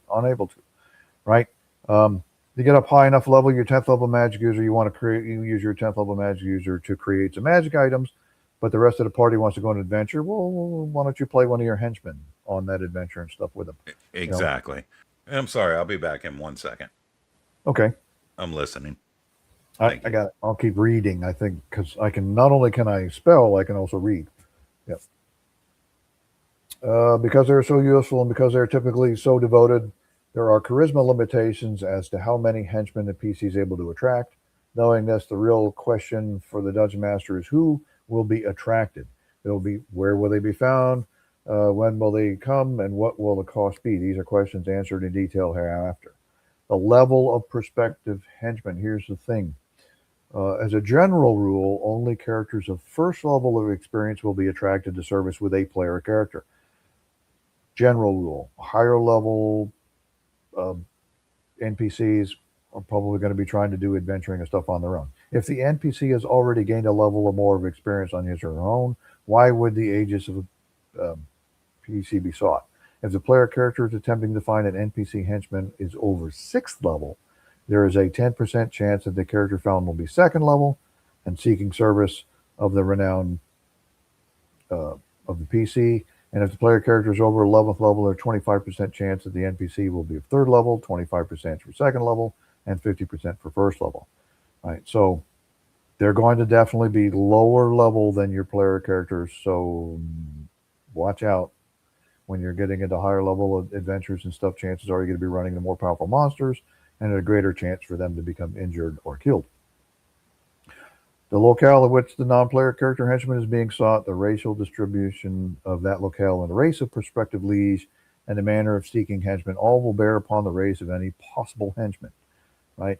You are in the large dwarven community of XYZ, and you're trying to locate an elven henchman. The likelihood is going to be pretty slim. Uh, So basically, this next paragraph kind of details that out as to how to adjudicate that sort of thing, who and what is where. Um, ooh, I got to zoom in a little bit here. Racial specifications, unless special note is made that only certain races of adventurers are desired. Right? Can't be doing that. Or the notices and broadside specifically exclude races. The whole of the population base will be eligible, so random samplings will be attracted. All right. Number of prospective henchmen. A human and half-orc characters suitable for level advancement are found in a ratio of 1 in 100. Other races have incidence of 1 in 50. However, as most of these characters will be other than low-level adventurers and already in situations they are satisfied with, and humans are more so than other races, unless the development of the area is primarily other than human, about 1 in 1,000 population, will be interested in offers of employment as henchmen. Note this figure must be adjusted by the DM according to the locale. All right, here we go back into the locale thing again here. Ooh, and Dungeon Master D is dropping by for a visit. Hail. Welcome. Yes, sir. Yeah. Let's see. How to attract, effective location of henchmen. While there might be as many as 25 or more prospective henchmen in the city of 25,000 cited above, the player character desirous of locating one or more for service must be able to reach the NPCs. You go, hey, where are they at? Just they're not walking around standing there at a bulletin board somewhere. In order to let them know there is a henchman position available. In order to get this sort of information around, there's several methods which can be used singularly or in combination. Here we go with some more costs, right? Separating the PCs from their money, and we're going to use hiring henchmen as a way to get it done as well. Public notices are fairly good. Hiring a crier, hiring agents to seek prospects is one way of getting it done.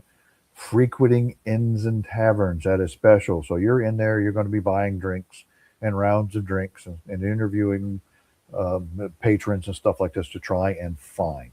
Each method can be tried but once a month with any hope of success. So this isn't an instantaneous thing that happens. It takes some time to get this sort of thing done.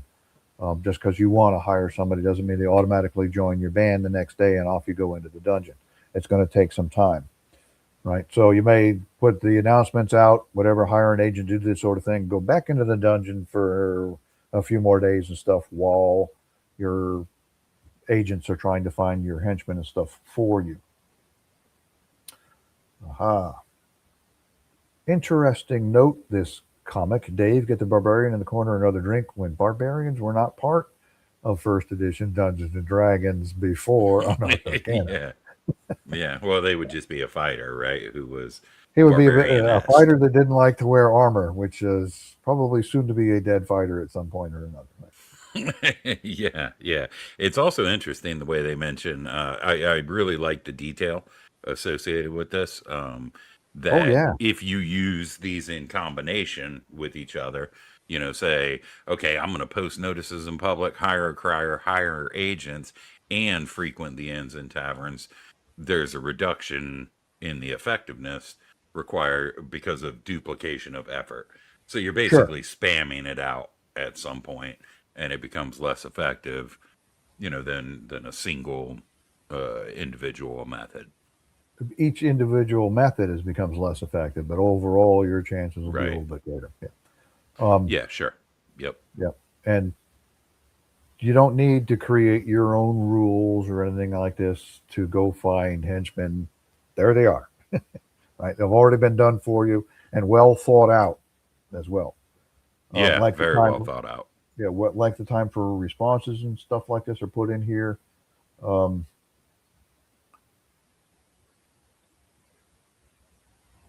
This paragraph right here is really important. When a character arrives for employment, let me zoom in on that a little bit there. Let's see. Right. Treatment of prospective henchmen. When a character arrives for employment, it's considered poor manners to expel him or her in any way except possibly in the case of no alignment or detect good or evil, right? Remember, my idea of good or evil is the fact that they've got to really be of almost supernatural level evil for it to pick up anyway. Most people have a lot of gray area in them. To say nothing of physically searching him or her. Direct questions about alignment and religion are usually taken poorly. Right. So if you're getting some prospective employees, casting spells on people only being cast spells casting on them, right? That would be the nature of this, right. No alignment. How is no alignment? I was going to say they're going to know you're casting a spell on them. I'm out. Yeah, exactly. I was going to say that it would stand to reason that asking questions about alignment being rude, asking, "Hey, can I can I cast no alignment on you?" would be at least equally rude. And Mm-hmm. if you do it in secret and they figure it out, well, that's probably even worse, right? So it's kind of a no, which is which makes it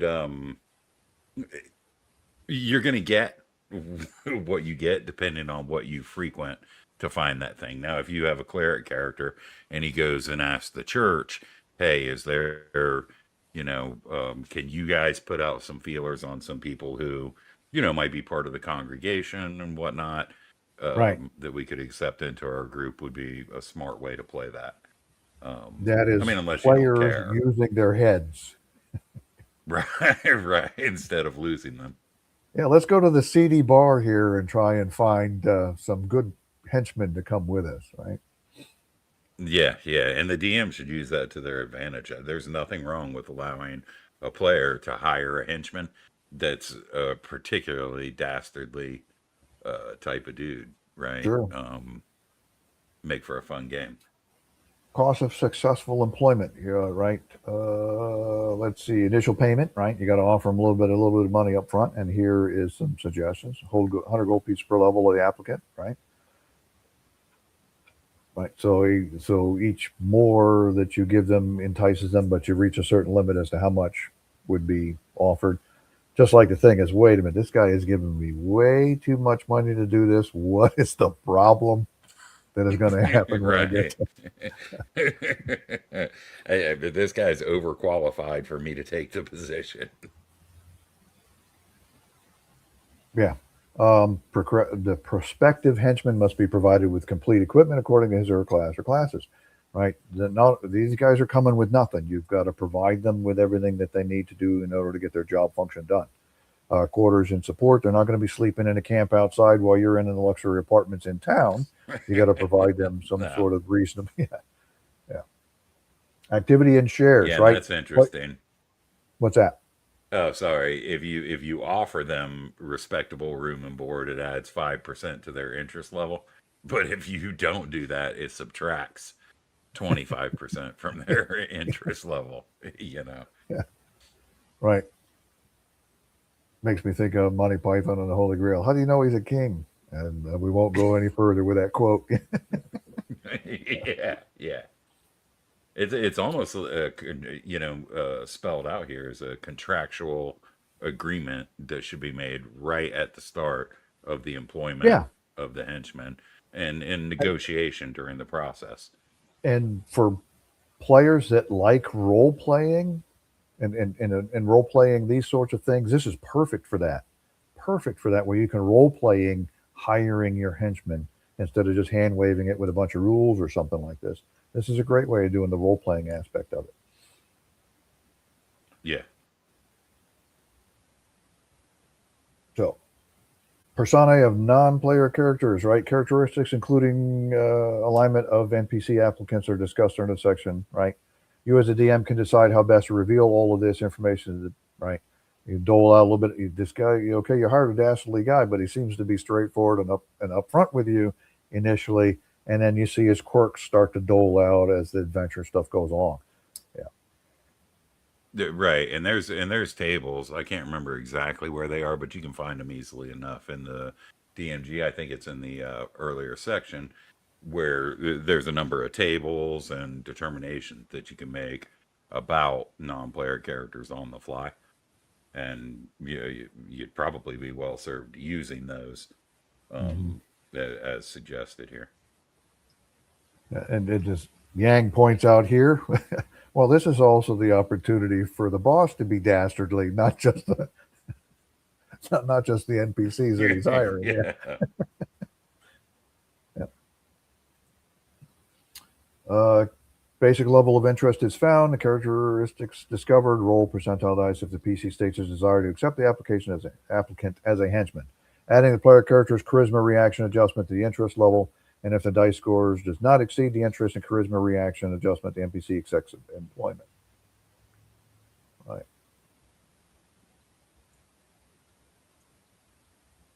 And here we I go. really There's do they love are. this section. He's arming his henchmen equipment. All henchmen will come with nothing except normal clothes they wear, although they will have a few copper and silver coins. They will have nothing of value, no armor or weapons, nothing. Their wretched state is, in fact, one of the prime motivations for their seeking employment with a successful adventurer. Exceptional henchmen. From time to time, player characters will manage to capture or otherwise have in their power characters of higher than second level. And this in itself is of no consequence, but what if the player character then makes an offer of henchman status to the other character? How are you going to deal with henchmen amongst player characters themselves? Right? If the non-player character is more than 2 levels greater than the player character, which could easily happen if you hire a thief, because their progression goes right. Only associate status, possibly for but one adventure or undertaking, perhaps 2, will be accepted regardless of the amount of inducement offered. So you could conceivably hire your bunch of 3rd level characters. You could hire a 5th level thief to come with you on a one adventure basis to help you get those sorts of things done if you offer them enough reward or whatever that's part of it.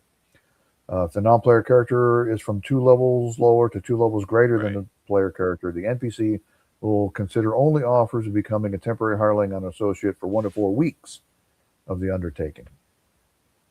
Right, so lower levels, you can hire them in to be permanent staff.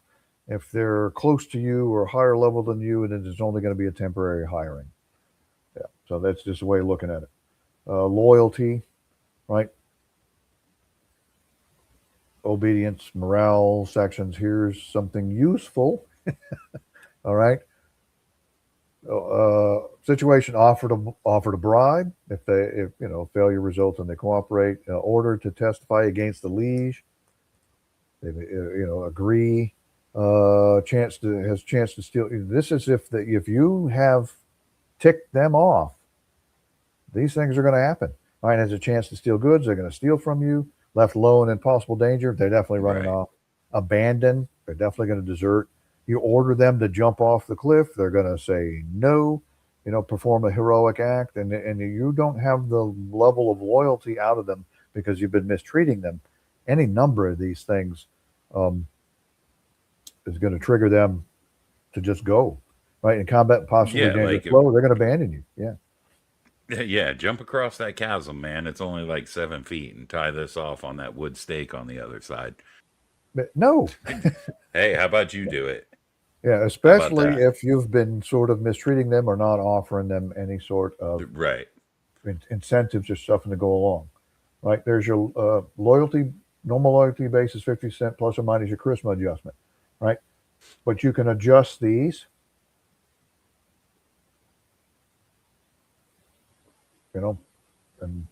But the thing is here's this greater than 100 fanatical will serve unquestioningly and lay down on life necessary without hesitation.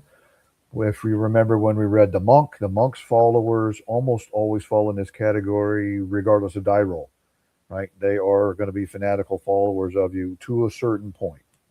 Yeah. Right. Let's see, loyalty base, right? You can increase the loyalty of them. Length of enlistment, associations, and stuff like this, right? You get your loyalty base. Okay, right? How long have they been with you?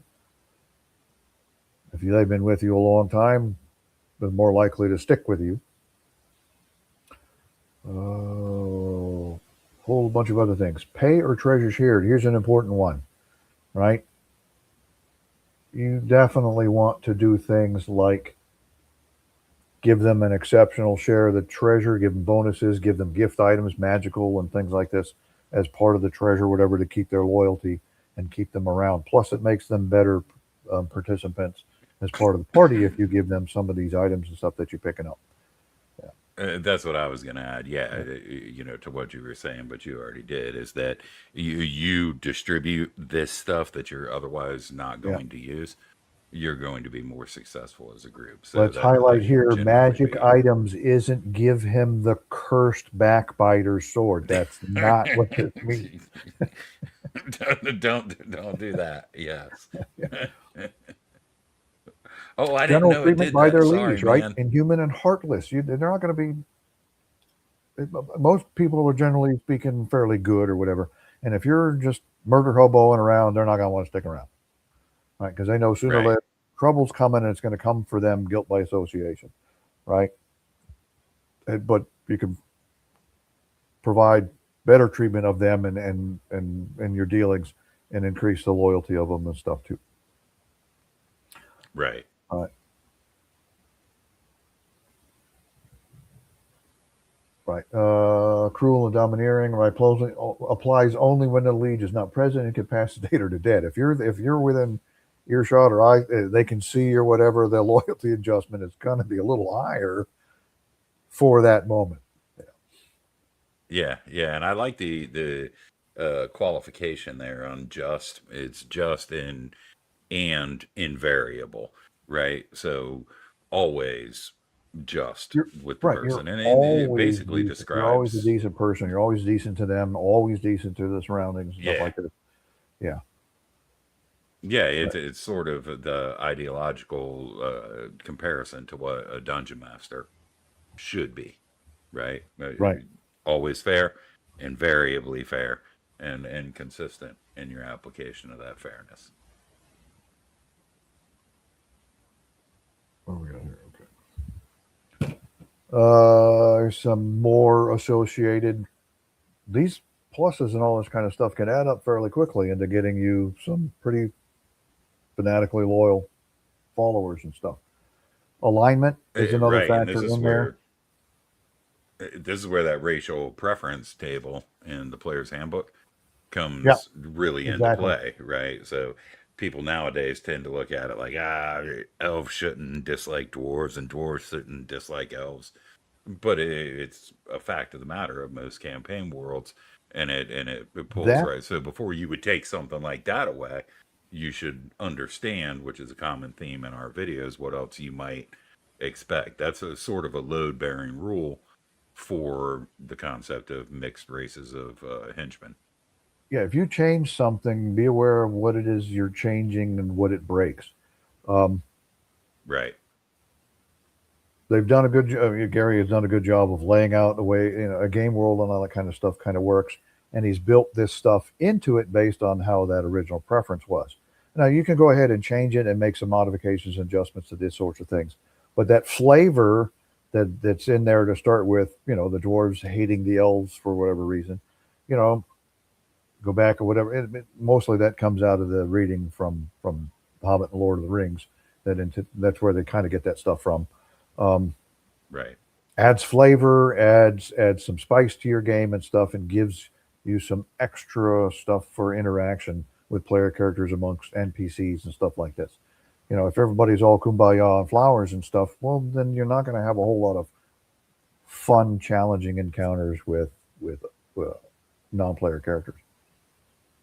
The Yeah, yeah. alignment here, It was the ring that brought all those people together. Without yes. that, they wouldn't. The fellowship wouldn't have existed. Right. Well, and it was, um, if you go back as far as the Silmarillion, it was um,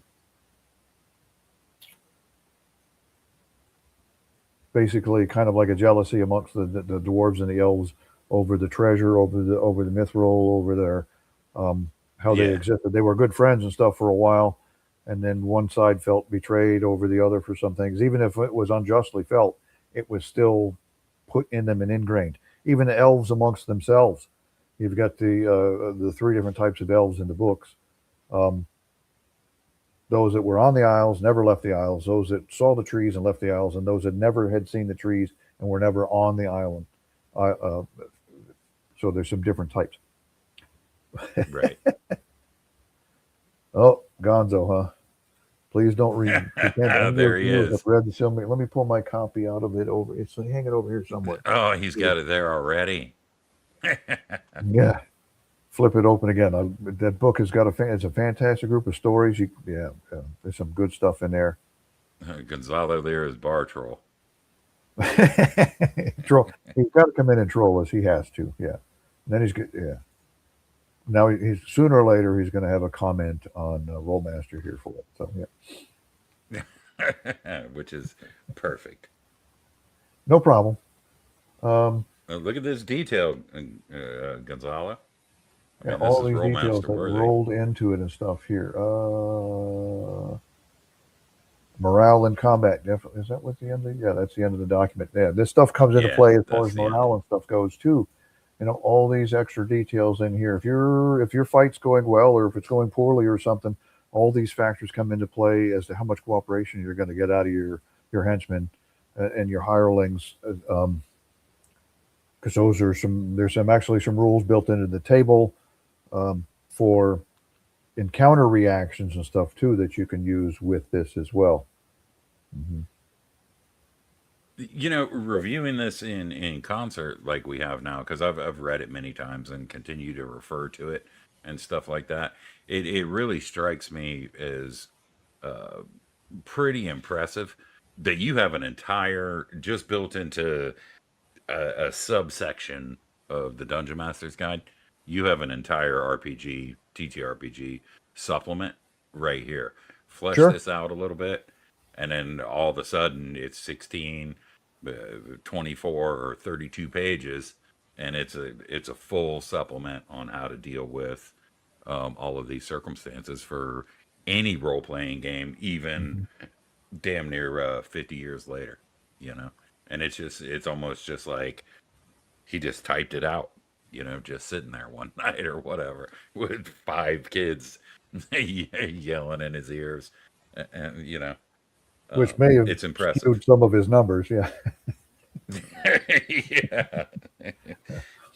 If the character in question is a woman, subtract -30 no matter what. Yeah. If this one is your child and it happens to be homework day. Right, right.